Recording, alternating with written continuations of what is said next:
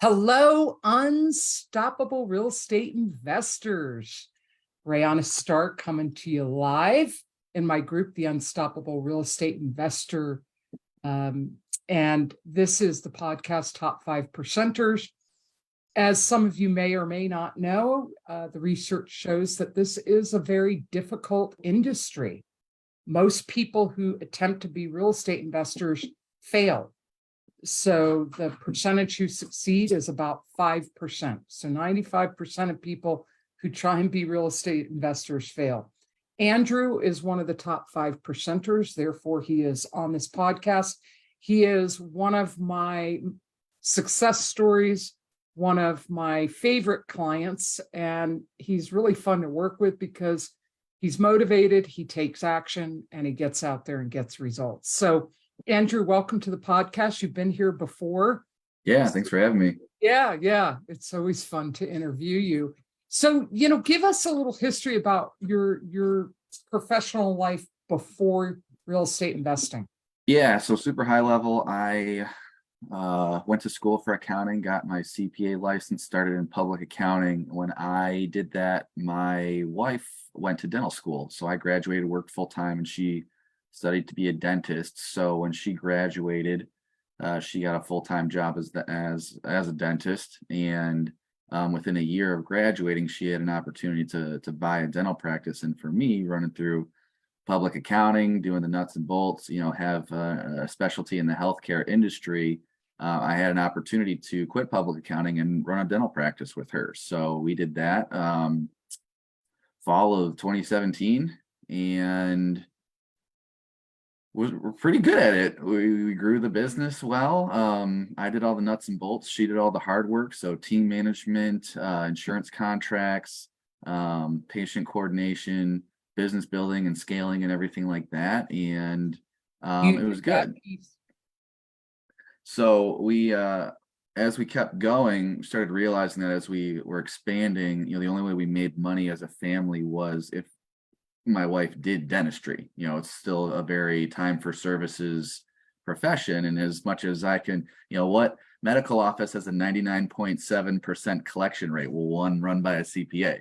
So, we can collect everything that we bill. We can negotiate the best contracts with insurance companies, but unless I do something, I can't help the family make money. It's all on my wife's shoulders. So I stumbled into real estate because the Robert Kiyosaki method made sense. You acquire assets that passively pay you income and you get your time back. Like, oh, that sounds rational. I'll do that. So started dipping into that. And then with the pandemic hitting, we shut down our dental practice and had a lot of time with our small children. So we have 3 kids now. Our oldest 2 were 18 months and 3 years old when the pandemic hit. So my oldest will turn 6 in 2 weeks now. So we had a lot of extra time with them and really sat back and realized that this wasn't really the life that we wanted to do for the next 25 to 30 years, and looked for a way to transition out of the dental industry, and ended up selling it a little over 2 years ago in the spring of 21. And it was just kind of like a foregone conclusion. Oh, I'm doing this real estate thing. The math makes sense. I'll just continue doing that, and jumped in full time back then, and just have been trying to continue striving forward with it ever since. Yeah. So let's talk about your real estate journey because, it's you're a success story. I've been there from the beginning, helping you make that transition. I remember when we started working together, you had just acquired the schoolhouse. And so let's talk about the pros and cons of that. Like, it ended up being a success story, but talk about that project. That was pretty much your first rehab, wasn't it? Yeah, it was my first deal altogether. So I purchased in the middle of the pandemic a short-term rental Airbnb here in northern Michigan, and it was really successful. It rented really well, and I decided to take that capital and reinvest it during the off season and do a huge 6-figure renovation to really maximize the revenue going forward. And through a lot of different hiccups and learning and figuring out what code is and what permits I need to do what and what I can't do and what architectural Yeah, talk blueprints I about need. your journey with contractors, because that's been a big challenge for you. Yeah, so for me, it really, I knew like what makes sense in theory, but applying that and being firm with that, like in a practical sense, wasn't easy for me in the beginning. So the ability to, let people kind of slide on things or take advantage of certain situations or want a heavy deposit and then not justify it with the work backing it up and just different things with who's pulling permits and how our materials getting there and different things like that where I just kind of fumbled through it, trial and error, and learned a lot, but realized that if I just develop a system to do it efficiently, then I'll have that going forward, and that will free me up to do more deals, basically.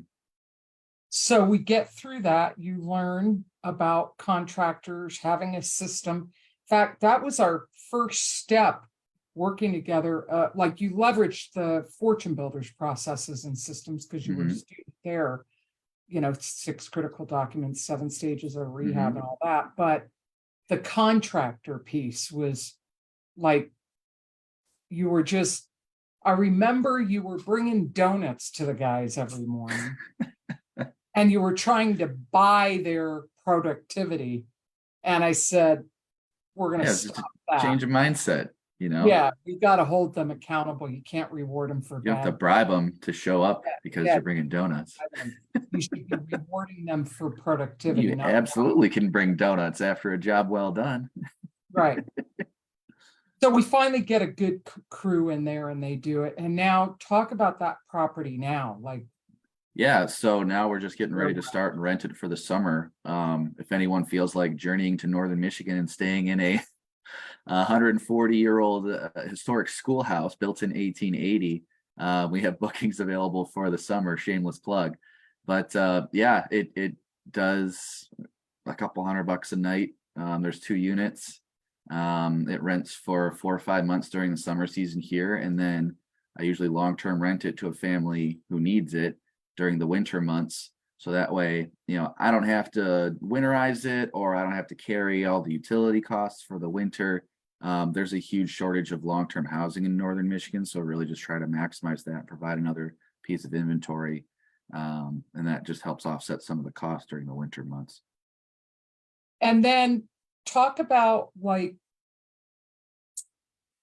what your journey's been Yeah. to like the wholesaling. So I started You out only buying, rehabbed to burr, right? yeah. Your rehabbing is to buy and hold. You've always, from the beginning, one of the things Andrew did from the beginning that I'm not the only one who recommends this, but anyone who ever teaches real estate investing, any of the gurus, anything is start buying rentals now. Buy them right away. He was smart. He's got a big brain in that Charlie Brown head of his, and he's just very good with numbers. And he knew right away that's what he wanted to do. He got the whole concept about passive income. Andrew was never one of these like let me do the sexy part of the business, rehabbing. He hates that part of the business. He does it because he has to, but it's always to burr, buy, rehab, refinance, and rent. And so how many of those have you done, do you think, on your properties? About half of them? Oh, yeah, probably maybe 15 or so. 15 of the Yeah, 30. 12 or 15. Yeah, something like that. And then he's done a whole bunch of wholesales. I guessed about 50, probably more than that in the last couple of I years, don't know if right? it's that much. I did about 2 a year in 22 and 3 a year so far in 23. And there's a little bit before them, but not a ton in 21. So probably in like the 30 to 40 Okay, range. then I Yeah. exaggerated. I thought it was more than that. And what, like, talk about marketing systems, talk about your experience and how that evolution, how you've evolved with Yeah, so the generating path for me was always like long-term asset focused. So after I bought the schoolhouse, the next property I bought was a fourplex, and that was, 240 grand, undermanaged, under rented, needed renovations. But once that was done, like that rents for $1,200 a unit. So it produces, to this month, it produces like 5,300 a month, 2.5 years later, on an asset I bought for 240. So huge cash flow.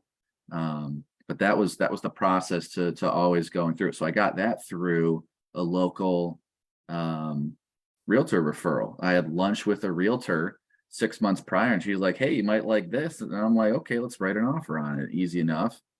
So Yeah, from there, you started with BNI. yeah. So once Started I getting went full deals. time in real estate, 2+ years ago, I knew I was going to go the flipping route to make larger chunks of money in a short period of time, and used my local network, using a BNI chapter, really referral based marketing, where leaning on relationships to find opportunities. And I got one deal from a pocket listing and another deal from my photographer. He was shooting photos of a finished flip, and he's like, "Hey, I know this other one that's coming on the market. You want to check it out?" And sure enough, I locked it up in a short period of time. So for me, where I was going, um, I didn't really enjoy the process of, I live in the middle of nowhere. So there's 50,000 people in the county, period. So being Oh, able to wow. find a number of high quality contractors is very few and far between. And then we have a huge, like, second home population in the area. People from Metro Detroit have second homes up in northern Michigan. So there's like double demand for skilled labor. So it's really challenging to get reliable crews. So as I struggled through a couple flips, I'm like, man, this is too much of a grind for me. It's not really my bread and butter, and doing one deal a quarter really isn't gonna Gonna cut it get for you me. where you want to Yeah. go. So that's where I pivoted and said, okay, I grew up in Metro Detroit. I know the market extremely well. Let me start investing into marketing, and built a whole system around direct to seller text message marketing. So it was really just, Yeah, and you can plug the Chris's. yeah. So I had referred you to Real Estate Made Easy, Hmm. and you worked with Christian Weatherspoon and Chris Steele for about a year. Hmm. That was predominantly a text focused real estate lead generation system. They help you set up everything. You did it for about a year. Talk about that experience. Yeah. What you So it learned was, it from it. was Yeah. really about, it's a numbers game. When you're texting people, you have to do a large volume of texts to get responses that end up being warm leads that get you to an offer at the end of the day. So, I think we were doing something like 2,500 texts a day, 50,000 a month, kind of in that window. And that would result in kind of anywhere from like 8 to 12 warm, or I'd say not cold, because it could be like, "Hey, do you want to hear an offer on your property?" And somebody replies back, "Sure." And then you said, "Okay, tell me more." And then you hit them like 3 or 4 more times. They don't respond anymore. So, okay, not cold, but I got to pick up the phone and call and see what's actually going on. Are they really kicking tires? Or are they actually serious? Um, so that result in, like 40 to 60 leads a week, trying to get offers out on as many as we can. And that's where I was kind of doing that consistently, 2 deals a month through that process. Closing 2 deals a month. Hmm. And then at the end of the year, you decide to shift gears. Talk Yeah, a so little they had gone through, um, there's some text compliance thing. I was using Launch Control as a platform, and it basically got harder to get texts through to people. So in the fall, Launch Control increased their pricing about 50% across the board on what it costs to actually have and use their software. So that expense went up, and then the number of leads that I was getting back just started to dry up like crazy. I went from 8 to 12 leads a day to like 6 to 5 to 2 or 1. only getting a couple leads on a daily basis, and doing that over the course of the week, could end up having like 11 leads total in a week when I'd used to get that in a day. So I was spending a lot of money and effort into trying to get marketing, or on the marketing, to get the leads, to do the deals, and the return on investment just kind of started to narrow and narrow to the point where I needed to make a change to keep Okay. reinvesting into the business.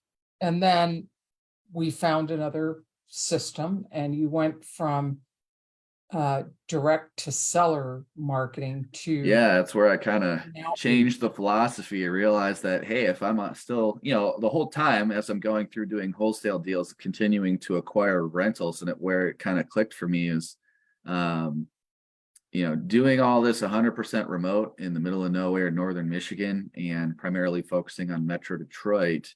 I am remote on everything. So people that I talk to, I have a solid group of reliable investors who buy consistently from me, but outside of, those people, if it doesn't hit their buy box, I don't have a list of like 1,000 investors that I can just blast something to and hope that it sticks. So where I would find the gap is that I'd find a deal, and I would negotiate it, and the numbers look great. And it's like, cool, I would do a deal like this. And then you talk to different buyers, to be like, oh, this doesn't work for me, or this is too thin, or something like that. And I'm like, man, like, I don't get it. Like, why does nobody want to buy this? Like, I would totally buy this. And it just like clicked for me, like, oh, why don't I just buy it? I'll just do that. I'll buy it. So Yes, so you started wholesaling to yourself, and you're really good with the numbers. So talk yeah. about that strategy of how you were able to make more money on a deal wholesaling it to Yeah, yourself. really the concept is to just build in the acquisition fee, for lack of a better term, for all the marketing and effort and the underwriting that goes into finding and identifying the deal, and that's just included within the closing costs of the transaction. And then I'm just leveraging private lenders, hard money lenders, to get the deal funded and buying it at the right numbers to make sure that I can get it purchased, renovated, and cashed out within 3 to 6 months, and have a cash flow and rental at the end of the day, even at today's 8-9% interest rates on investor products. Okay, so you made the shift to an agent outreach program. Talk about what that's been like. It's been the first quarter of this year. There was a learning curve in January. You came out of the gate strong. And now we're just tipping into May, because everyone's been affected by the shifts in the market. And also, we've talked about it may be time to look in other markets, but talk about the difference for you in effort, in strategy, and tactics with an agent outreach campaign. Yeah, I mean, really, it's just the need, the necessity, the ability to be flexible and understand where the market's taking you and adjust accordingly. So for me, early in the year, January, February, March, it's winter in Michigan. It's snowy. People don't like to go out and look for houses. So anybody listing on the market in, the fall, winter, holiday season, early part of the year, those are people with a heavy motivation to sell. They're not waiting for, the spring home buying season, which is happening right now, April, May, June, where people, there's no more snow on the ground. People are out looking for houses. They want to get something under contract and close within the next 30 to 60 days so they can move their kids through different school districts, once the school year's ended, and they can spend the summer, moving their house and getting their house listed and sold and everything like that, and kind of getting it all done in that window. So the demand is certainly picked up in Metro Detroit over, the last 30, 45 days or so. And so with that, early on, when I'm reaching out to agents in the dead of winter, like, those people are begging for offers. There's still a motivation there, but the demand isn't there. So I've been able to find opportunities that way, just by looking in the right areas, and then being agent specific in the outreach. Agents work hard every single day. They're always working multiple leads, different properties, things like that. So there's things I might not even see that maybe on the market that they might know of, or things that they know that are coming up that aren't on the market yet. And it's really just working directly with agents, kind of eliminates the game of telephone. If you have like Well, seller, yeah, it expands listing your agent, reach. You have one buying agent. agent. Yeah. Yeah, you have one agent who can connect you to many sellers. And talk about the effort and the cost of going direct to seller with a texting campaign versus this agent outreach marketing campaign. Yeah, I mean, agent outreach is just putting in the effort realistically, because all the information is on the market, it's on Zillow, it's on the MLS. You're just putting in the effort, the time to go find it. When it comes to doing the text messaging, a lot of that comes from, you need to be able to have the platform to do all the text messaging, so that costs money. And then you need the data as well.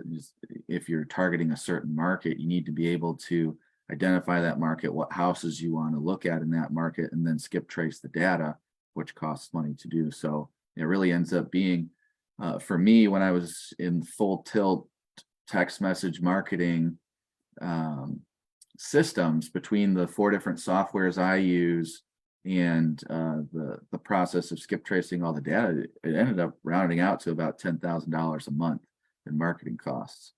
So a big shift between, now it's just the softwares, like a couple $100 each for the different softwares that I use to keep everything streamlined and pipelined. And now let's talk about the added cost of, you've started to build a team. I connected you with another one of my clients. She's your protege.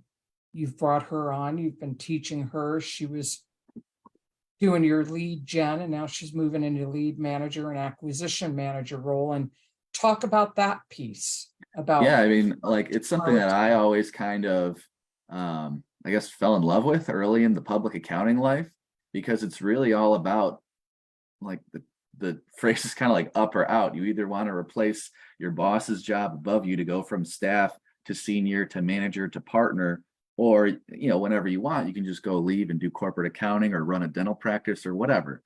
So you can do these different things, and taking that style to the real estate business is great, because it's always, giving incentive to do the next thing. Hey, I'm going to come in and I'm going to manage leads and get offers out. Well, I want to get to the point where I can negotiate and lock up contracts. What does that take? So it's providing those stepping stones of, oh, now I'm negotiating contracts.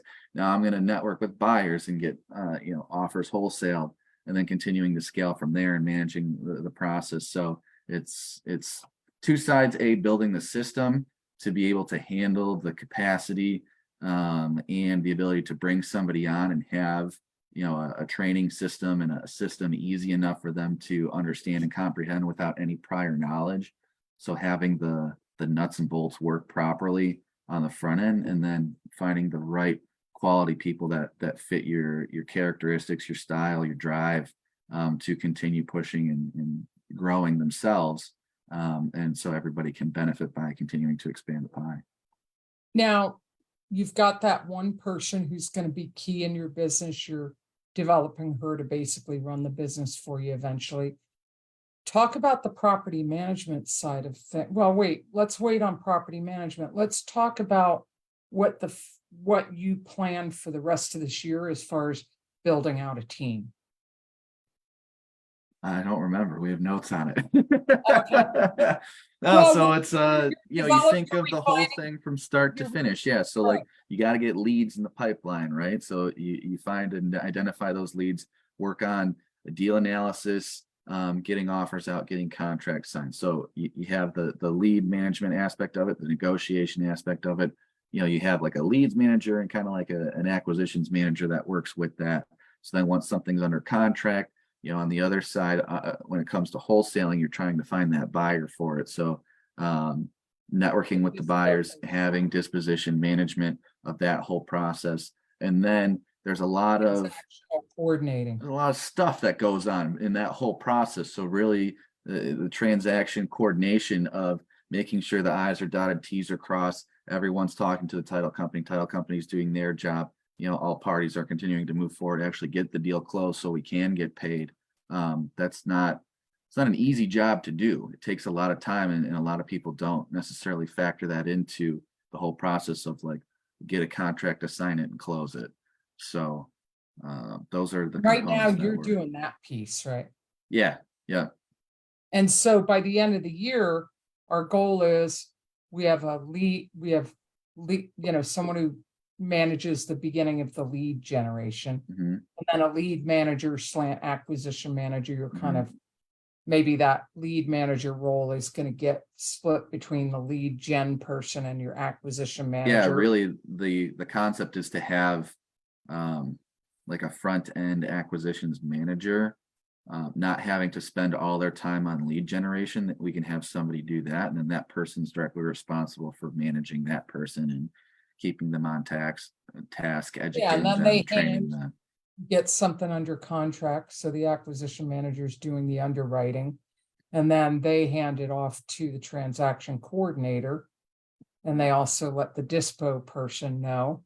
Right now, you're doing all that, Mm. and then it gets closed. So Yeah, we need like I have a that. tight system. When I get something under contract, I, have, photos, executive summary, deal analysis, comp report, tax records, all of that goes into a package. So I have a really thorough piece of information for prospective buyers to review. It just takes time to put all that together. So being able to take that and outsource, it's not a difficult thing to do.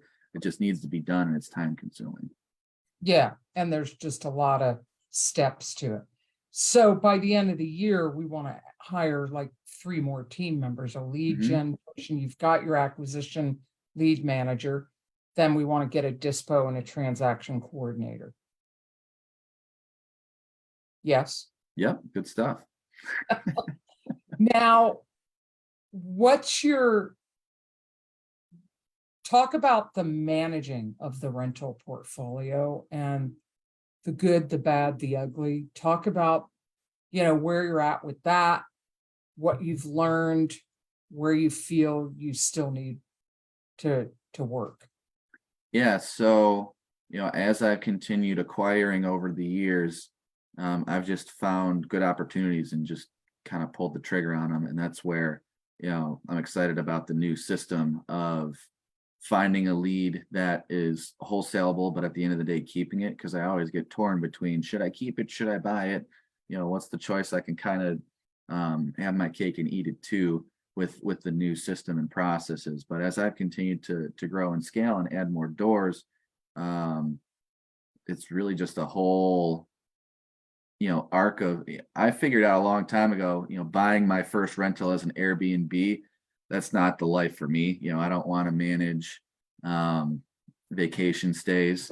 And I realized too, I bought a 2-unit Airbnb, and then I bought a 4-unit long-term rental, and they both produced the same amount of cash flow, but I got like an eighth less of the calls on the long-term rental with 4 people living there than I did with a guest checking in every week on the short-term rental. So I'm like, oh, I can spread my time across more assets going the long-term route. And as long as I can underwrite it properly, the cash flow is still going to be there. So as I've continued to grow and scale, it all goes back to systems, developing the processes to make sure that, we're checking in on people.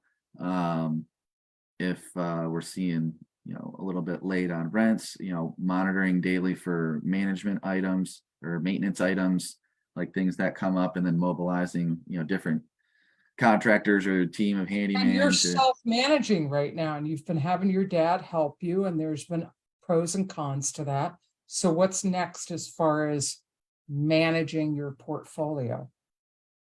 yeah, it's really, where I want to go. My time is best spent working on the negotiation, acquisition, and portfolio growth component of it. So as I want to spend more of my time there, I need to be able to free up more of my time on the the Management. management part of it. So developing those systems to make sure that I'm a CPA, I do the accounting, so all the accounting needs to be outsourced and automated, so I can click a button and have my books ready to go and not have to rely on myself to make sure everything's prepared timely. Different things like that. If a leaky pipe comes up, I don't have to waste my time calling the plumber and talking to the tenant and coordinating back and forth. until that's scheduled and resolved. Just So is the next step to start to vet a property manager? yeah. Okay.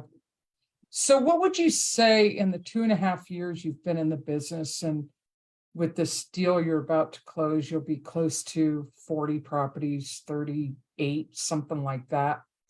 The wholesales, the marketing, the starting to build a team, the dealing with contractors, property management. What would you say has been the biggest challenge for you in this business? Oh, there's a lot of challenges, Talk about them. lots of different stuff. I mean, every now and then, I'm a super confident, driven, self-motivated, Type A, yeah, alpha, type A, alpha get male. stuff done. And sometimes you got to wait a long time between deals. You could have 30, 45 days between deals and you're waiting on this one to close and it drags out and you don't see any cash flow. That's why I kind of really have focused on rental property acquisition and growth, because wholesaling is really just dependent on the deals as they come in, and you're constantly remarketing and Yeah, you're renegotiating. trading time for dollars, and we've Right. been working on that, is getting that passive income where if you didn't ever do another deal, you're good. You've got the passive income you Right. need. And that's really the first stage of wealth, is when your cost of living and everything you need can be covered by passive income and you don't have to work. And that's, you'll be there by the end of this year, don't you think? Oh yeah, no doubt. Yeah. But you'll keep going because you want more. So This is fun. yeah, yeah. So what's the goal by the end of this year? Where do you want to be with your So my number is 60 doors to get to by the end of this year. If I continue on my clip, I should be there end of fall, hopefully sooner. But it just depends on the opportunities as they show up. It's much harder, like I said before, it's much harder to buy now in the spring in Metro Detroit than it was 3 months ago, because there's just less opportunity, there's higher demand, there's more competition. So exploring different markets, having the systems in place to do that and execute it and still keep a door and be happy with the complete turnkey property management that's off-site and remote for me. I've been exploring Illinois and had a lot of success there and built some good connections, and really excited to start investing there as well.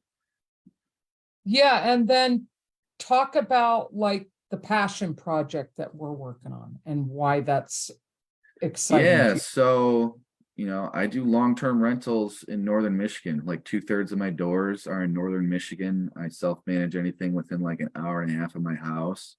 And there is, because I mentioned before, there's a huge demand for second homes in northern Michigan from people who live downstate. So anything that's reasonably affordable, we're still a very blue collar area. So you get, blue collar family that, family of four with 2 kids, they make, $40,000-$50,000 a year. They can only afford a house like 250, and they're looking to buy something, and if it's not available, they have to rent. Well, you also have people from downstate who are taking their disposable income and having a second home up in northern Michigan. That's the price range they're looking for, is 200, 250, 300, in that range. So you get twice the buyers for one inventory of houses, and the inventory is slim across the country right now. So it just makes it extremely challenging for people to get into houses here locally based on what they can afford. So there's a huge demand for long-term housing, because people, really conceptually, if you buy a second home up here in northern Michigan and you use it a couple weeks a year and you can rent it out short term, when you're not here, you can probably make enough money to cover your costs of having that property for the entire year. So that's really advantageous to people. Well, it really eliminates the supply of long-term housing. So that's where I've been really focused on acquiring long-term housing in northern Michigan. That's where I get opportunities to buy a fourplex for $240, do some work to it, and rent each unit out for $1,200 a month.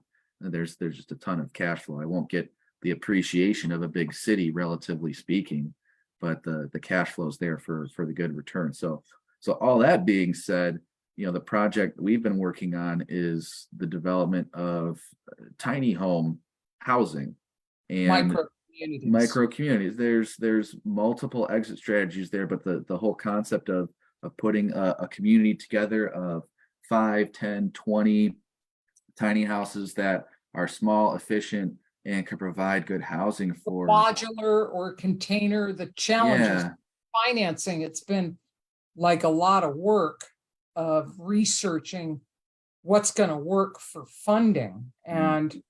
But it's also being able to have a model that we can teach other people, rather not just investors, but family and friends. Look, buy a fixer upper for 100,000, 150,000.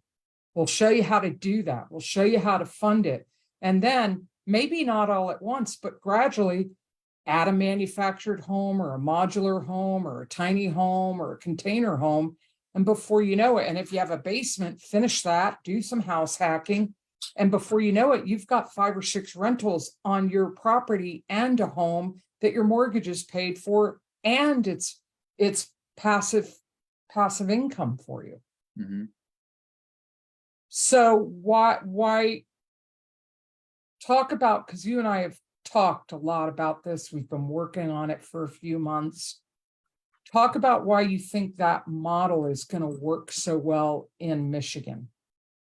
Well, at least up here, it's a straightforward solution on the investment side. Being able to build a unit for less than $100,000 and basically kind of be at that 1% rule, but still offering a good quality rental to somebody between like $600 and $900 a month. Like I said, my apartments are 2-bedroom apartments. They rent for $1,200 a month. 3 bedrooms rent for $1,800 to $2,200 a month. So like being under $1,000 a month is extremely affordable for the area, especially on people, in that median, middle America. They are getting priced middle out. Class, right. Right. Yeah. So, I think like the really long-term play is putting together a larger community. There's like 200 acres outside of town that's available for like $6 million. So what I would do is buy those 200 acres and then build out a massive tiny house community where you can fit triple-digit houses on there, and then make it affordable housing so people can live there and it's affordable. But then there's an agency up here that helps people with financial education and down payment assistance on first-time home buying and things like that. So they have a couple like matching programs where they'll match like 3 times your savings. Like if you save up for a home, they'll give you 3x in matching contributions. So very quickly over the course of 12 to 18 months, something like that, you can save like $2,000-3,000 for a down payment for a house and get 3 times the matching on it. Get roughly $10,000 to put down and buy a home. So what I want to do is build out a community and then include one of their offices within that community, and then make a requirement of living in that community, that you attend classes and courses about financial education, and really slowly but surely level people up from living in this affordable housing into home ownership at the end of the day. And whether it's taking those tiny homes and condoizing them and selling them off or something like that, it's not necessarily the exit strategy, but giving people that step that it takes to, that's how you create generational wealth through home ownership and education. So that's the pipe dream. Yeah, this is the first time I've heard you talk. Oh, really?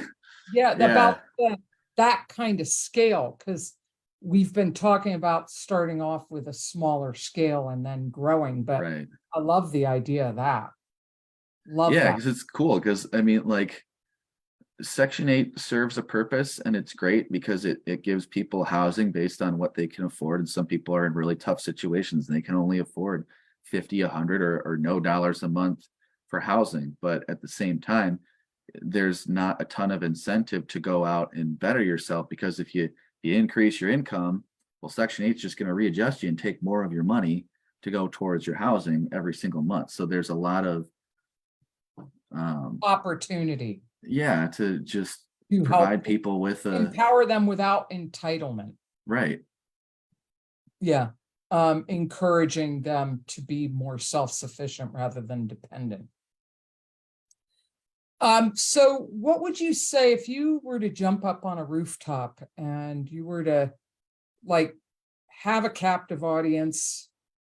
You know, when you look at who's in the space of real estate investing, all the people that are workshop Willies and boot camp Bettys and all the people that wander around and don't really ever do anything, and you could jump up on a rooftop and have an impact, share wisdom that if they were to take it, it would help them, what would that be?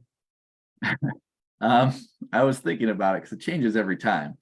I think, the big thing that I've noticed right now that has been really beneficial for me, and I think I've mentioned this before, like, yes, you have to take action and go out there and do. You can't just educate yourself to death on YouTube or something like that. You actually have to get in the weeds to learn through experience. But it's really about consistency. Like, you got to show up, you got to do it every single day. Like, if you're working a W-2 job, you in the evenings find 2-3 houses on the market that you can potentially make an offer on, or keep a marketing campaign going, or things like that. Early on, so often I would do like the buckshot approach. I would do a lot in like a week, and then I wouldn't do anything for like 2 weeks. And then I'd do a lot in like 3 days, and then I'd let it go, and then I'd try to jump back in and everything like that. So really, it's tortoise and the hare, right? Slow and steady wins the race. Small, consistent. That's I got this. I keep this next to me all day, every day. So stagnation, if you do nothing for a year, 1 raised to the 0 power, or plus 0 raised to the 365th power. Basically are where you started. Yeah, so you're where you started. If you have small, consistent growth every single day of 1.01 raised to 365th power, you get 37 by the end of the year. And then if you put in a significant exponential effort and go 1.02 every single day, you get like 1,300 at the end of the year. That's what I'm shooting for. That's why it's in green. But then on the other side too, if you regress and don't continue to improve yourself every day, you lose 0.01 every single day. You go from 1 all the way down to 2%, 100% down to 2%. So it really matters. Like it's I look at it every single day. It sits right on my desk, right in front of the window. So it's the first thing I see every morning. I watched this movie the other day, The Way Back, with Ben Affleck. And it wasn't a big, I don't even pay attention to what's in the theaters anymore, but I just happened to have a little bit of time. My energy was low, so I watched this movie. And he and his wife lost a son, and he became an alcoholic just in his grief. And he was just doing barely enough to get by. And some priest approached him about coaching the local school's basketball team, which was a losing team for decades. However, he was an old basketball rock star for that school. So he was known. It was a small town.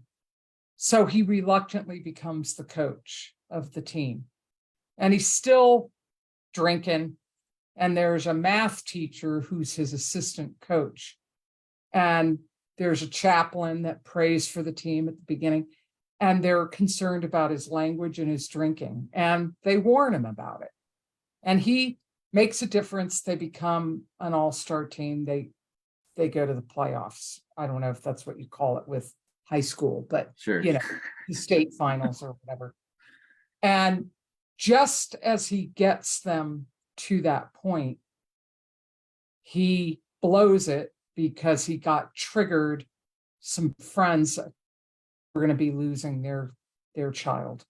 and they were supporting them in the hospital, and it triggered something, and he went on a bender and showed up to a practice late, and they could smell alcohol, and so they fired him just before they were going to the playoffs, and it put him in a tailspin. He got into rehab. It changed his life. And when he was coaching the team, it was a really good story because it wasn't grandiose and Sure. superstar. It was just like I'm glad I don't have to watch it now. It was a real story. It was a real story. But when he was coaching the team, he was coaching them on what you just said with that. Yeah. He said it's little things. You have to focus on little things, and you have to keep pushing, and all those little things add up, and they all count, and you've got to keep focusing on the little things, the pushing one guy off, and grabbing a ball, and all those little things over time add up, and you've got to keep pushing, and you can't let up. You've got to crowd them. You've got to push. You've got to box them in with all those little things, and that adds up. And that was his coaching strategy and style. And it is what made them better. It is those little things consistently over time. I think fear stops a lot of people from doing this business because they get like pie in the sky. Oh my God, I could, get rich, but they don't realize, but there's still work. You've got to do the work. You've got to not just learn, you've got to apply what you learn. And they get overwhelmed, like where to start. Like when you and I started, you're a smart guy, the numbers and stuff, but I had a coach before me that wasn't doing anything for you. So we just got to the basics. Let's get the dental practice sold first. Great. Let's focus on that.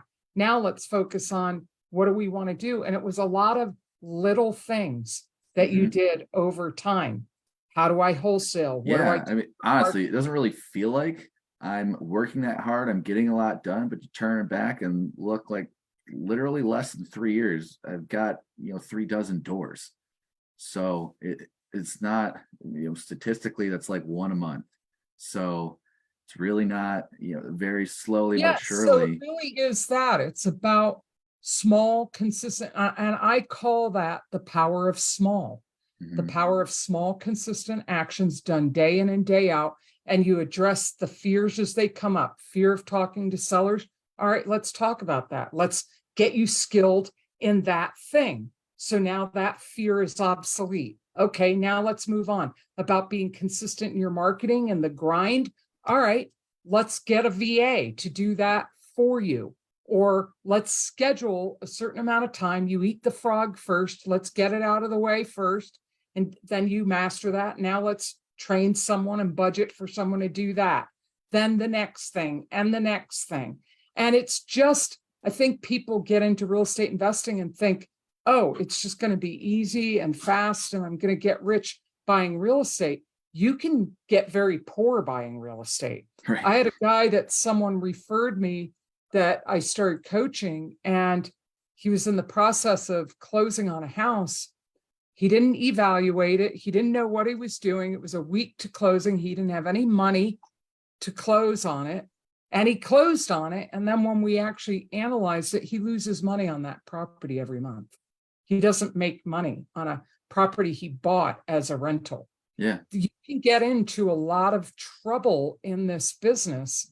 You do need the education piece. So what I tell people is learn a little. Don't learn a whole bunch all at once.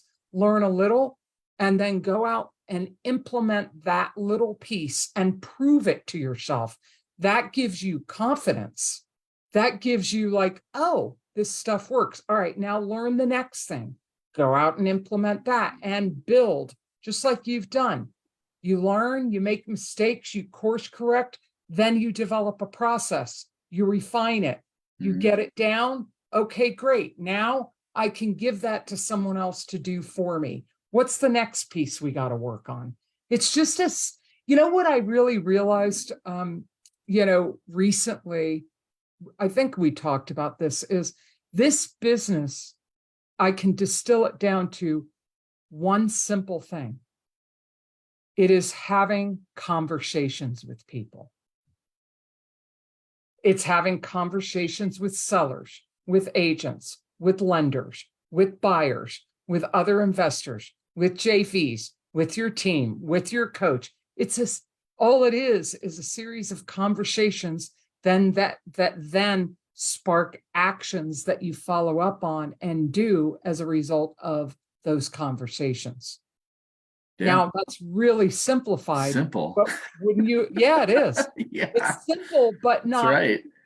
because there's the personal element in there, the element of, oh, I've got to be accountable when you're your own boss. It's like, I have friends in my life that have admitted they could never be entrepreneurs because they need to have external accountability of going to a job. They think that is more secure than having their own business. And I try and tell them, no, it's not. Well, then, I need benefits. You can have benefits having your own business. You, in fact, can write your benefits off. That's right. In your own business. You can have better benefits that you write your own and then write them off in your own business, right? But there is the factor of, yes, you do have a lot of freedom, but that doesn't mean you don't do anything. Most entrepreneurs work harder than anybody with a W-2 initially. And then when you do get your time back, what are you doing with it? When you're someone like you're filling it up again with the next mountain to conquer, the next challenge. It's that you feel alive. It's like all of that is vitality. That's life. That's, wow, I'm doing something that makes it worth getting up in the morning. But it starts with simple things. You've got to be accountable to yourself. You've got to have a schedule. You've got to have processes and systems. You've got to build a team. Having a coach helps you with all that. Got to do the shameless plug for me. Yeah, absolutely. So talk about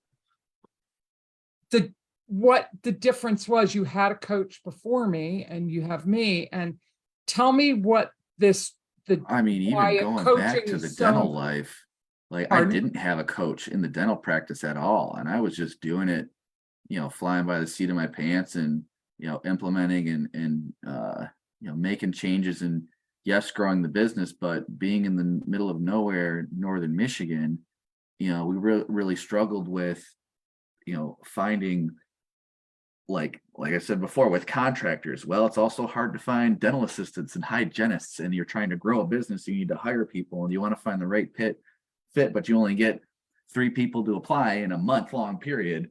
So, just kind of continuing to go in a certain direction without like guidance, mentor, direction, sounding board to, help reinforce if I'm on path or course correct. It's really been night and day for me. I don't think I could have gotten anywhere near where I am now without having you as a coach over the last 2.5+ years. Yeah, and talk about the pros and cons of that. Like, we had a conversation yesterday. We don't have to go into detail about it, but this is how our conversation started. I said to Andrew at the beginning of the conversation, this is not going to be a fun or easy conversation for you, but you're going to listen to me. And then what did I say? Yeah, I figured it would be. Right. And then he said to me, this is why I have a coach. I need you to kick my ass sometimes. Absolutely. Because, that situation, I saw a lot in it that wasn't just about that situation, that was essential to you growing into the leader you have to become. You've been a good technician, and now the challenge is you've got to get that property management thing handled. You've got to build that team. You've got to let go of some control to have more freedom so that you can go bigger, so that we can build those micro communities. And that's really ultimately what it is for you, is having your family taken care of, but have your time freed up to do passion projects. Would you say that's about right? Yeah. Creating generational wealth up and down. I have one brother and he has a 1-year-old, and my dad's retired. My mom will be there shortly. So, up and down generational wealth and leveraging my knowledge and expertise to grow a passive portfolio. That's the whole concept of you retire with a 401k plan. You just hope you die before you don't spend it all because you won't have Right. anything left. You got a And certain now, as real estate investors with the right guidance, you can leverage a you just self-directed 401k and use take that that and you 401k roll that it. mom and dad saved their entire lives, and you go and buy passive assets that are going to appreciate over time and cash flow so they can live a good life and then pass them down when their time comes. So Yeah, and so it's not just about you, it's about sharing that with your family, with your tribe, with your community, helping lower income people. So, but it's one action at a time, 1% every day. You're just moving the needle, you're showing up, you're doing what you've got to do, you're mastering the skills by practicing them, building a team, developing and refining processes and systems, doing what it takes, even when you don't feel like it, and it's much easier to do that with a coach. yeah, it's back to the consistency too. Like there are so many days where I hate opening my pipeline and getting into it. Oh man, I got like 10 of these deals I got to analyze and get So an many offer times you onto. texted me or called me and just said, I could tell without you even saying anything, you'd go, I got a like, lot all to right. do. You're like, to help me figure out what I need to Yeah. direct my energy on today. And you say it Yeah. too, having a lot of these different problems that pop up and being able to solve them. It's a luxury, having to manage, a rental turn on a property I self-manage with, an active negotiation in the pipeline with, a rehab going on a closed These are deal. Rolls Royce problems. Yeah, right. Yeah. So, finding all those and pulling in all different directions, being able to maximize time and efficiency. Well, so the rooftop messages take action. Consistency. That's my rooftop Consistency. message. Every Take single action day. consistently. Do something every single day. Yes. Yeah, Take do action something every consistently. single day. Perfect. Well, hey, thanks again. I love having you as a guest. You're awesome. I love working with you. I'm proud of what you've accomplished. I'm proud of you. And I look forward to us developing micro communities together and helping you get to those 60 doors for your portfolio at the end of this year. And I'll see you on our coaching call tomorrow. Sounds good. Okay. Take care. All right. Bye. Thanks.